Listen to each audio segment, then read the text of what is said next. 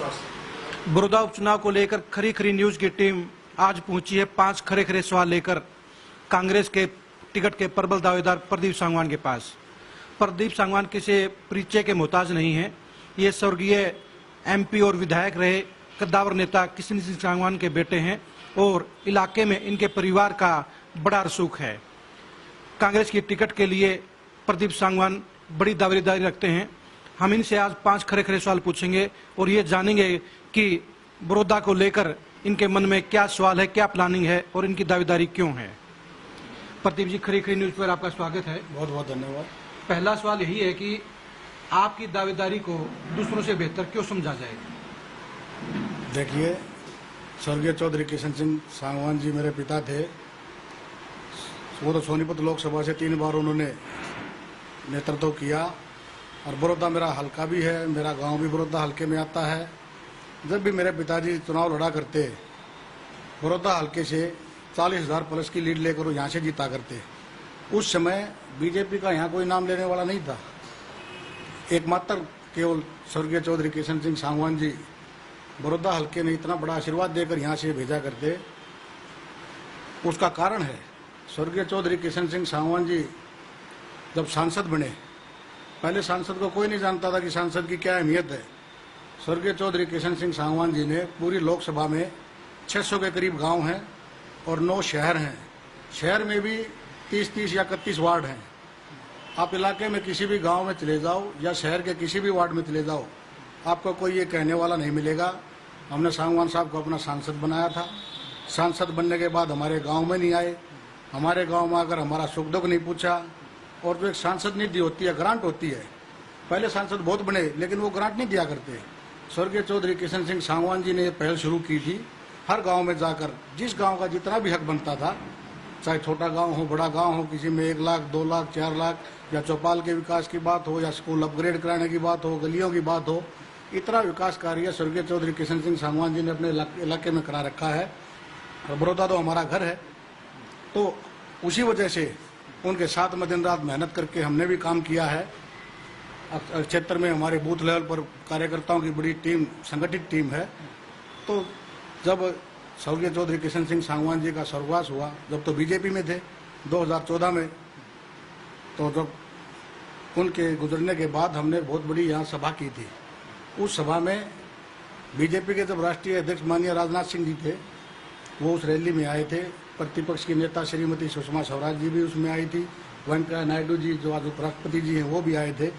भरी सभा में 25-30 हज़ार लोगों की सभा में उन्होंने मुझे आशीर्वाद दिया था भी सांगवान साहब का तो हम वापस ला नहीं सकते, लेकिन जो उनके अधूरे सपने हैं, जो उनके अधूरे कार्य हैं, उनका बेटा प्रदीप सांगवान पूरे करेगा। प्रदीप जी, दूसरा सवाल यही है कि क्या कारण रहे आपको जब बीजेपी छोड़कर कांग्रेस में जाना पड़ा। बीजेपी और कांग्रेस में आपने क्या फर्क महसूस किया है। देखिए, जब हम बीजेपी में थे, सांगवान साहब हम भी उनके साथ बीजेपी में थे। हम साधु संतों की पार्टी मानते थे, भाई बहुत अच्छी पार्टी है।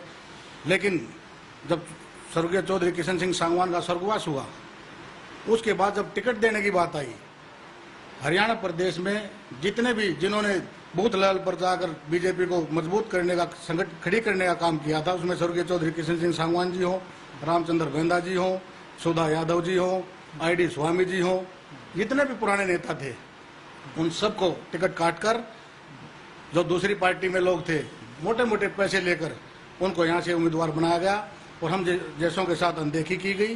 तब हमने दोबारा फिर वर्कर मीटिंग बुलाई थी, हजारों कार्यकर्ता इकट्ठे हुए थे। अब आगे क्या किया जाए। अब ये बीजेपी पार्टी वो पार्टी नहीं रही है, व्यापारियों की पार्टी हो गई है। सभी कार्यकर्ताओं ने सहमति जताई। चौधरी भूपेंद्र सिंह हुड्डा उस समय यहाँ मुख्यमंत्री थे। सब ने सलाह मशवरा करके, भाई हमारे इलाके के मुख्यमंत्री हैं, किसानों के नेता हैं, गरीब की मजदूर की बात सुनते हैं, क्यों ना इनके हाथ मजबूत करके हम कांग्रेस पार्टी को मजबूत करने का काम करें। तब जाकर हमने चौधरी भूपेंद्र सिंह हुड्डा में आस्था रखते हुए, कांग्रेस पार्टी में आस्था रखते हुए कांग्रेस पार्टी ज्वाइन की थी। उस दिन से लेकर आज तक दिन रात मेहनत करके हम चौधरी भूपेंद्र सिंह हुड्डा का हाथ मजबूत करने के साथ खड़े हैं, पार्टी का साथ खड़े हैं। सवाल नंबर 3 ये है कि हरियाणा बनने के 53 साल बाद भी बड़ौदा हल्का प्रदेश में सबसे ज्यादा बदहाल क्यों है। देखिए, इसमें कोई दो राय नहीं है। बड़ौदा में जो विकास होना चाहिए था वो आज तक नहीं हुआ है। लेकिन चौधरी भूपेंद्र सिंह हुड्डा जब प्रदेश के मुख्यमंत्री थे, जितना विकास कार्य चौधरी भूपेंद्र सिंह हुड्डा ने बड़ौदा के लिए क्या पूरे हरियाणा के लिए किया, मैं तो बड़ौदा की आप बात पूछ रहे बताना चाहूंगा। 19 तो खेल के स्टेडियम बड़ौदा हल्के में गांव में चौधरी भूपेंद्र सिंह हुड्डा जी की देन है। 13 नए पावर स्टेशन, बिजली की बड़ी किल्लत थी गांव में, को 33 केवी का अपग्रेड कराया, कोई 133 केवी का, नए पावर स्टेशन बनाए गए, दुनिया भर के स्कूल अपग्रेड कराए गए। और जितनी ग्रांट हुड्डा साहब के राज में गांव देहात में विकास के लिए आई, चाहे गलियों की बात हो, फिरने की बात हो, नई चौपाल बनाने की बात हो, सरकारी स्कूल बनाने की बात हो, तो उसमें सब हुड्डा साहब की देन है। 11 नए हॉस्पिटल, चाहे पीएचसी हो, ये सारे हॉस्पिटल चौधरी भूपेंद्र सिंह हुड्डा जी की देन है। रही बात अब बीजेपी की, बीजेपी 6 साल से यहाँ सत्ता में है। आज चुनाव उपचुनाव आ गया है। स्वर्गीय श्री कृष्ण हुड्डा जी के देहांत के बाद अचानक उनका अकस्मात देहांत हो गया, हम उन्हें श्रद्धांजलि भी देते हैं, तो स्वाभाविक का चुनाव तो होना है। लेकिन मैं सरकार से पूछना चाहता हूँ, 6 साल तक सरकार कहाँ थी?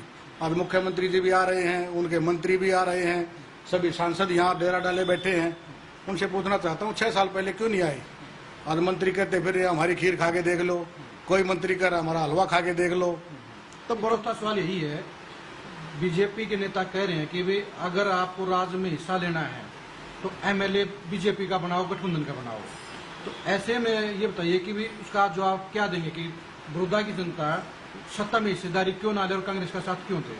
देखिए, बड़ौदा हल्का की जनता अपना हित अहित सब जानती है। यहाँ की स्वाभिमानी जनता है, वो जानती है कि आज ये झूठे प्रलोभन देकर टेम्परेरी वो करके विधायक बना के अपना उल्लू सीधा करना चाहते हैं। लेकिन बड़ौदा हल्का की जनता स्वाभिमानी जनता है, वो जानती है कि हमारा हित चौधरी भूपेंद्र सिंह हुड्डा में है। तो निश्चित तौर पर जिसे भी चौधरी भूपेंद्र सिंह हुड्डा अपना आशीर्वाद देकर यहाँ जिस भी उम्मीदवार को उतारेंगे, बड़ौदा हल्का की जनता दोबारा फिर यहाँ से कांग्रेस पार्टी का विधायक चुनेगी, चौधरी भूपेंद्र सिंह हुड्डा के हाथ मजबूत करेगी। अगर कांग्रेस हाईकमान प्रदीप सांगवान को टिकट देती है और प्रदीप सांगवान अगर एमएलए बनते हैं बड़ौदा के, तो बड़ौदा के लिए कौन कौन से काम करेंगे? देखिए, अगर पार्टी मुझे आशीर्वाद देती है तो मेरी सबसे बड़ी प्राथमिकता रहेगी वह हमारे इलाके में कोई ऐसी बड़ी इंडस्ट्री या फैक्ट्री आए जिसमें सबसे बड़ी समस्या आज के दिन बेरोजगारी की है।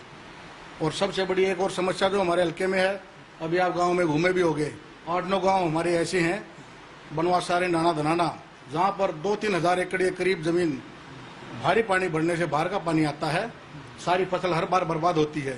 मेरी प्राथमिकता होगी सबसे पहले वहाँ नई ड्रेनेज की व्यवस्था कराई जाए, पानी के नए पंप लगाए जाएं, और जो गलियों के विकास की बात है वो तो सबका स्वाभाविक है, वो तो हम निश्चित तौर पे करेंगे। लेकिन मेन फोकस रहेगा बेरोजगारी पर और इस इलाके की ये जो बड़ी समस्या है इसको निपटाने का। आखिरी सवाल प्रदीप जी, अगर किसी कारण से आपको टिकट नहीं मिलती, आप क्या करेंगे? मैं चौधरी भूपेंद्र सिंह हुड्डा का सच्चा सिपाही हूँ, कांग्रेस पार्टी का सिपाही हूँ।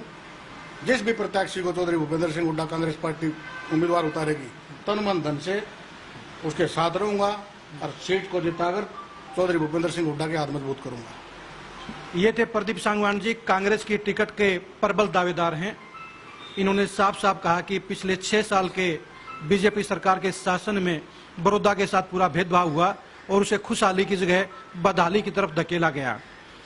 सांगवान जी कहते अगर इनको टिकट का आशीर्वाद मिला तो बड़ौदा हल्के में विकास की नई इबारत लिखेंगे, और टिकट नहीं मिली तो भी भूपेंद्र हुड्डा के सच्चे सिपाही की तरह कार्य करते रहेंगे और बड़ौदा की जीत के लिए जमकर पसीना बहाएंगे। खरी खरी न्यूज और द इंक के लिए कुलदीप शुरान, आपका शुक्रिया प्रदीप जी। बहुत बहुत धन्यवाद।